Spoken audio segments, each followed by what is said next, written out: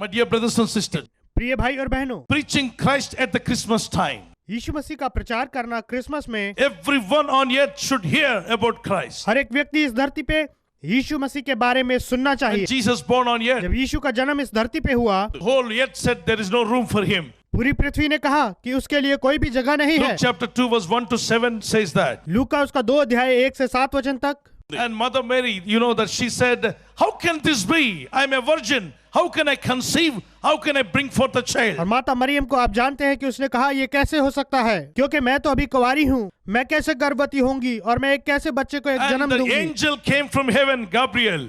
He said like this, Mary, Holy Spirit will come upon you, and then you shall conceive, and you will bring forth a child.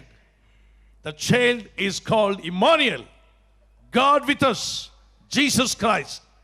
Angel has brought a great news from heaven.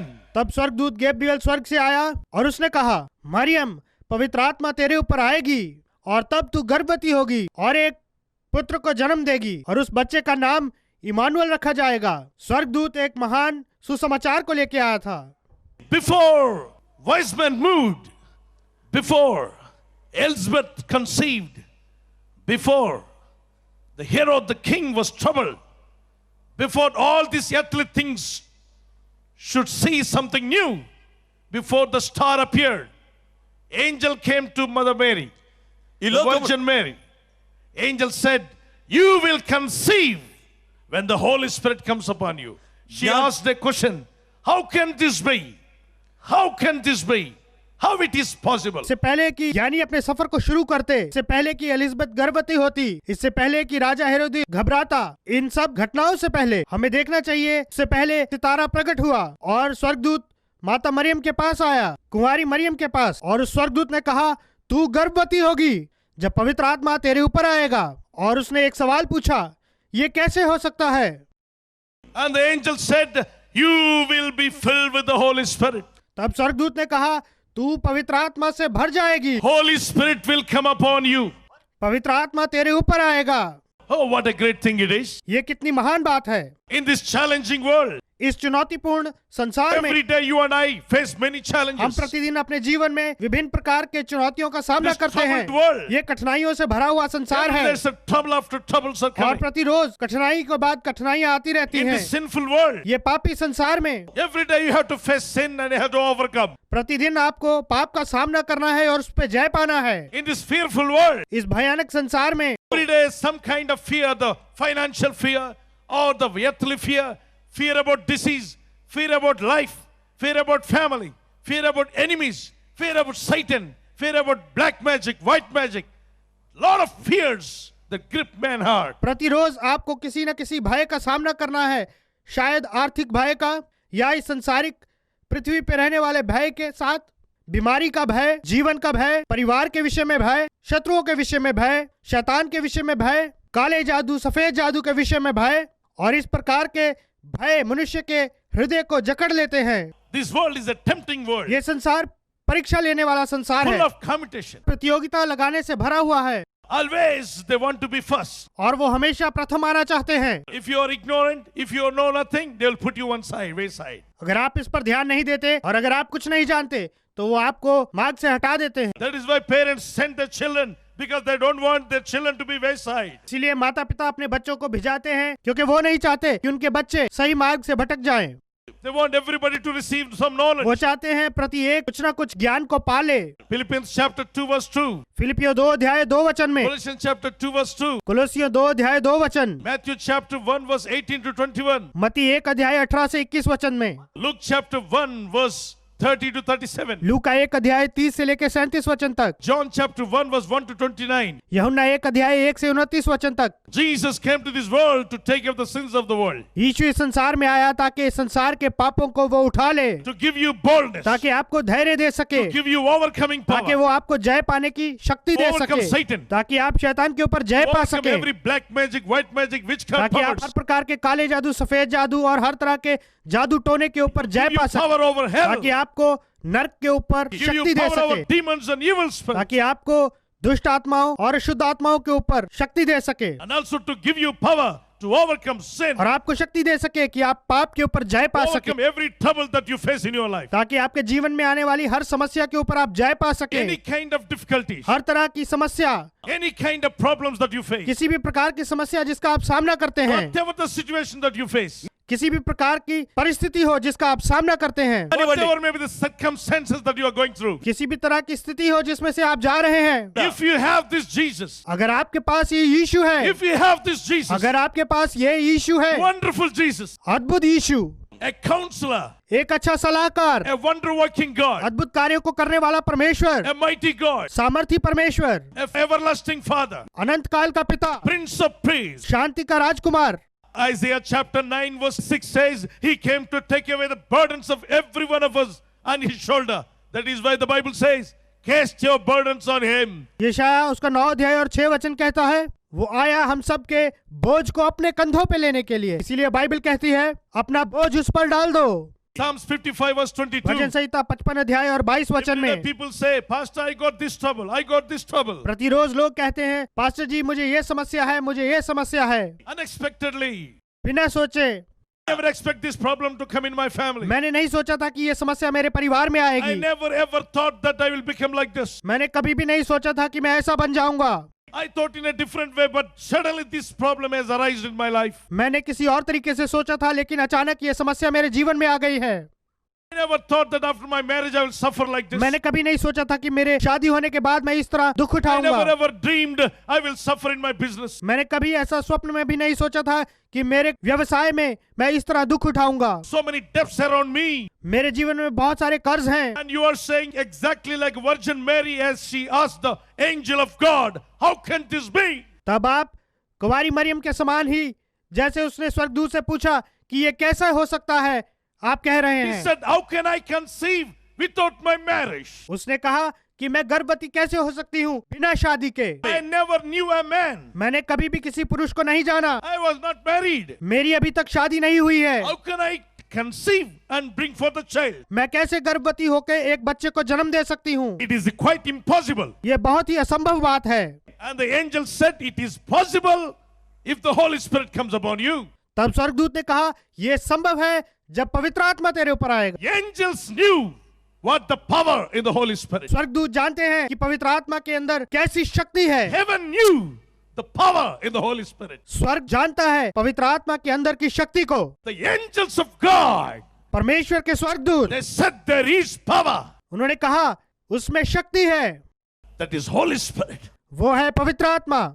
If He comes upon you, अगर वो तुम्हारे ऊपर आएगा, impossible things will become possible. असंभव बातें संभव हो जाएंगी। And the very birth of Jesus first took place on earth by the help of the Holy Spirit. और तब यीशु मसीह का जन्म इस धरती पे हुआ पवित्र आत्मा की सहायता के द्वारा। When you look back, Genesis chapter 1 verse 1 and 2. जब आप देखते हैं पीछे उत्पत्ति 1 अध्याय 1 और 2 वचन Oh, in the में, beginning God created heaven and earth. आदि में परमेश्वर ने स्वर्ग और पृथ्वी की रचना की, The earth was without form. और ये भूमि निराकार थी। It was wide and it demolished. Nothing was there. ये बहुत बड़ी और बेडोल पड़ी थी और वहाँ कुछ भी नहीं Full of था, darkness. और ये अंधकार से भरी हुई थी, The water is ruled by darkness. और जल के ऊपर पूरा अंधकार था। Now the scripture says there is the Spirit of God. Bible कहती है कि वहाँ परमेश्वर का आत्मा था। You see, before the birth of Jesus, there was the Spirit of God. आप देख सकते हैं कि यीशु के जन्म के पहले वहाँ परमेश्वर का आत्मा था, And before the creation, there was the Spirit of और God. आप देख सकते हैं संसार की रचना से पहले वहाँ परमेश्वर का आत्मा था। Before Jesus ascended to heaven, He said all His disciples, be filled with the Holy Spirit. इससे पहले यीशु मसीह स्वर्ग पे उठा लिए जाते, उन्होंने अपने सभी शिष्यों से कहा, पवित्र आत्मा से भर जाओ। Acts chapter 1:8. प्रेरितों के कार्य 1 अध्याय 8 Then He वचन। said the last word and He ascended to heaven. और उसने ऐसा कहा और स्वर्ग पे चढ़ गया। My dear brothers and sisters, मेरे प्रिय भाई और बहनों, Revelation chapter 22 verse 17 says, प्रकाशित वाक्य 22 अध्याय 17 वचन कहता if है, you are thirsty for the Holy Spirit, अगर तुम पवित्र आत्मा की प्यास रखते हो, every young man, young woman, anybody who want to live for God, who want to receive God, who want to experience miracles, who want to walk with Jesus, who want to see the likeness of Jesus in your life, you have to invite Holy Spirit of her God. एक जवान भाई जवान बहन हर एक परमेश्वर के लिए जीना चाहता है, जो परमेश्वर को पाना चाहता है, जो अद्भुत कार्यों का अनुभव करना चाहता है, जो यीशु के साथ चलना चाहता है, आपको परमेश्वर के पवित्र आत्मा को आमंत्रित करना Holy होगा। Spirit of God is a manifester. परमेश्वर का पवित्र आत्मा प्रकट करता है। Miracle working God. अद्भुत कार्यों को करने वाला परमेश्वर है। You cannot see him with your eyes, आप उसे अपनी आंखों से नहीं देख सकते, but you can experience him. लेकिन आप उसका अनुभव कर सकते हैं। God is working in the form of Holy Spirit all over the ये world. परमेश्वर पूरे संसार में पवित्र आत्मा के रूप में कार्य कर रहा है। Wonder working Jesus came to this world by the help of the Holy Spirit. अद्भुत कार्य करने वाला यीशु इस संसार में आया पवित्र आत्मा की सहायता के द्वारा। My dear brothers and sisters, मेरे प्रिय भाई और बहनों, Scripture in Isaiah 9:6-7 says, वचन यशाया 9 अध्याय 6 से 7 में कहता what a है, great God we have. कितना महान परमेश्वर हमारा है। This is the place Jesus born. स्थान है जहाँ यीशु का जन्म हुआ। Before the birth of Jesus, who came upon Mary? यीशु के जन्म से पहले मरियम के ऊपर कौन आया? Who came upon the mother Mary? माता मरियम के ऊपर कौन आया? How the Virgin Mary became pregnant? कुंवारी मरियम कैसे गर्भवती How हुई? it is possible? ये कैसे संभव हुआ? Scientifically, it is impossible. विज्ञान के रूप से देखें तो यह असंभव है। It is impossible for mankind. मनुष्य जाति के लिए यह असंभव है। Who made impossible thing as a possible? और असंभव बात को संभव किसने किया? You may say that, how can I get this job? ये नौकरी मुझे कैसे मिल सकती है? You may say that, how my husband will change? आप सोच रहे होंगे कि मेरा पति कैसे How can बदलेंगे? I be healed from this cancer? हो सकता है आप कह रहे होंगे कि इस कैंसर से मैं कैसे चंगाई पा सकता हूँ? How can I overcome this family problem? मैं अपने पारिवारिक समस्या के ऊपर जय कैसे पा सकता How हूँ? can I unite my daughter and son-in-law? मैं पुत्री और अपने दामाद को कैसे How मिलाऊं? can I change my husband? मैं अपने पति कैसे बदलूं? How can I change my मैं wife? अपनी पत्नी को कैसे How बदलूं? can I change my mother-in-law? मैं अपनी सासू माँ को कैसे How it is बदलूं? possible? ये कैसे संभव हो It सकता is है? possible when the Holy Spirit of God comes upon you. Wonders will happen. Miracles will happen. Impossible things will be possible when the Holy Spirit of God comes upon you. ये संभव है जब पवित्र आत्मा आपके ऊपर आएगा तो अद्भुत कार्य होंगे, चमत्कार होंगे और असंभव बातें संभव हो जाएंगी जब पवित्र आत्मा परमेश्वर का आपके ऊपर आएगा। Every man and woman in the church, we should be led by the Spirit of God, because Romans chapter 8:14 says, as many as are led by the Spirit of God, they are the sons of God. It doesn't say as many as led by the intellectual, by the studies, by the knowledge, by the worldly attractions. No, it says that as many as are led by the Spirit of God, they are the sons of God. This whole earth is waiting for the sons of God. कलीसिया में हर एक पुरुष और स्त्री हमें पवित्र आत्मा की अगुवाई में चलना चाहिए, क्योंकि रोमियो 8 अध्याय 14 वचन कहता है, जितने भी परमेश्वर की आत्मा के द्वारा चलाए जाते हैं वही परमेश्वर के पुत्र हैं। वहाँ ऐसा नहीं लिखा कि जितने भी लोग अपनी बुद्धि के द्वारा या अपनी पढ़ाई लिखाई के द्वारा या अपने ज्ञान के द्वारा या इस संसार की प्रलोभनों के द्वारा, वही लोग जो पवित्र आत्मा के चलाए चलते हैं वही परमेश्वर के पुत्र हैं। That's why invite Jesus and then invite Holy इसलिए Spirit. पहले आप यीशु को अपने हृदय में आमंत्रित करें, फिर पवित्र आत्मा को Happy आमंत्रित Christmas करें। comes only through Christ, not through cake. Happy Christmas केवल मसीह के द्वारा आता है, ना कि केक के द्वारा। आज के दिनों में बहुत सारे लोगों ने प्रभु के ऊपर विश्वास किया है। क्रिसमस के विषय की जब बात होती है तो अपने घर के ऊपर सितारे को टांगते हैं और उसके नीचे वो लोग शराब खोल के बैठ जाते हैं। अगर उनसे पूछा जाता है, क्यों भाई तुम क्यों पी रहे हो, तो वो कहते हैं, यीशु के जन्मदिन पे, इस संसार के सृष्टिकर्ता के जन्मदिन पे खुशी से हम पी रहे हैं। पीने वालों को बहाना चाहिए, वो पहले ही बहाना ढूंढ लेते हैं। संसार के सृष्टिकर्ता के पैदा होने की खुशी में खुशी से भर के उन्होंने इस बोतल को खाली कर दिया। ठीक है, गुड फ्राइडे के दिन तुमने क्यों पिया था? ऐसे पूछने पे वो कहते हैं, सलीब पे मृत्यु को देख के हम सह नहीं पाए, इसलिए हमने पिया। परमेश्वर के बच्चों, आप शराब मत पीजिए। वचन कहता है कि तुम्हारी देह परमेश्वर का मंदिर है, आप उसे अशुद्ध ना करें। पीने वाले, व्यभिचारी, हत्या करने वाले, ऐसे व्यक्ति परमेश्वर के राज्य में प्रवेश नहीं करेंगे, और इस प्रकार के गंदे काम करने वाले लोग परमेश्वर के राज्य में प्रवेश नहीं करेंगे। पहला कुरिन्थियों 6 अध्याय 9 से लेके 11 वचन में ऐसा लिखा है। इसलिए परमेश्वर के बच्चों, परमेश्वर के राज्य में जाने के लिए ऐसी सब बातों को हमें छोड़ना होगा।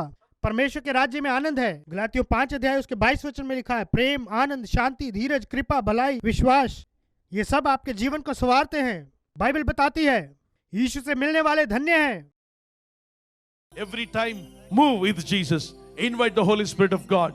Having Jesus is the real Christmas. परमेश्वर के पवित्र आत्मा को आमंत्रित करें। यीशु को पा लेना ही असली क्रिसमस है। Without Christ, if you celebrate Christmas, is meaningless Christmas.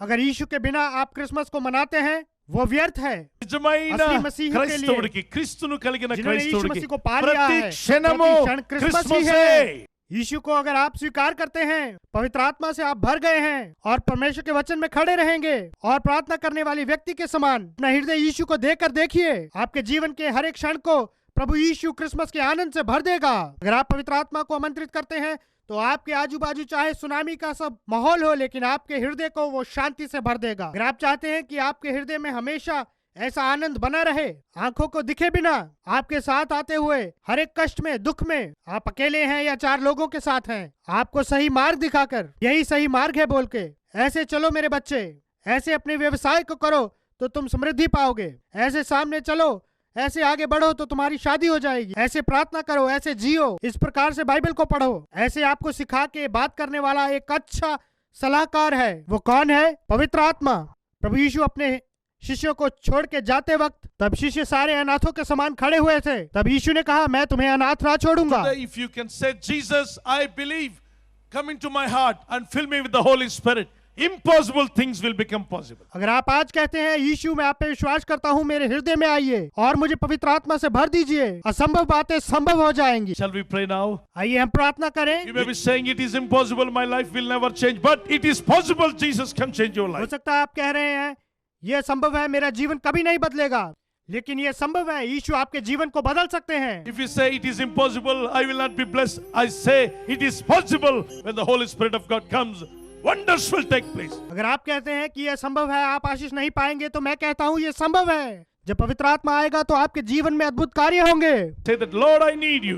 ऐसा कहिए, प्रभु मुझे आपकी आवश्यकता है। I need you, Father God. पिता परमेश्वर मुझे आपकी आवश्यकता है। I want to live for you, Father God. मैं तेरे लिए जीना चाहता हूँ पिता परमेश्वर। Bless my life, my Lord. मेरे जीवन को आशीष दे मेरे प्रभु। Lord, here I want to see impossible things possible. प्रभु मैं यहाँ देखना चाहता हूँ असंभव बातों को संभव होते हुए। Holy Spirit of God, come and touch me. परमेश्वर के पवित्र आत्मा आइए और मुझे छुइए। You are crying and praying now. The Lord is hearing your prayer. आप रो रहे हैं और प्रार्थना कर रहे हैं, अब परमेश्वर आपकी प्रार्थना को सुन रहा है। All the tears must be wiped away. सारे आंसुओं को परमेश्वर पोंछ डालेगा। Pour your spirit upon them, Lord my God. अपनी आत्मा उनके ऊपर उंडेल दे मेरे प्रभु, मेरे परमेश्वर। Master, I pray in the name of Jesus. स्वामी मैं यीशु के नाम से प्रार्थना मांगता हूँ। Touch you. Oh Lord, do wonders for your people. हे प्रभु अद्भुत कार्यों को कर, चमत्कार यीशु के नाम से होने पाए। Emmanuel, God is coming with you. Emmanuel परमेश्वर तुम्हारे साथ आ रहा है। He is going to be with you. वो आपके साथ रहेगा। When you go through troubles and problems, He is there for you. जब आप अपने जीवन में परेशानियों कठिनाइयों में से जाएंगे, वो वहाँ आपके साथ होगा। He is there for you. वो आपके लिए वहाँ होगा। प्रभु यीशु मुझे आपके साथ रहना है, तो प्रभु यीशु आप और मैं मिलके रहे तो वही एक असली क्रिसमस है। प्रभु यीशु को पा लेने वालों के लिए हमेशा आनंद है, हमेशा खुशी है। ये महान उद्धार का आनंद हमेशा मेरे अंदर बना रहे। इस नए जीवन में तेरी इच्छा मेरे जीवन में पूरी हो। अपना पवित्र आत्मा मेरे ऊपर से मत हटा प्रभु, अंत तक स्वर्ग में पहुंचने तक इमैनुएल प्रभु मेरे साथ रह के मुझे चला। धन्यवाद हो यीशु। यीशु के नाम से प्रार्थना मांगता हूँ मैं प्रभु।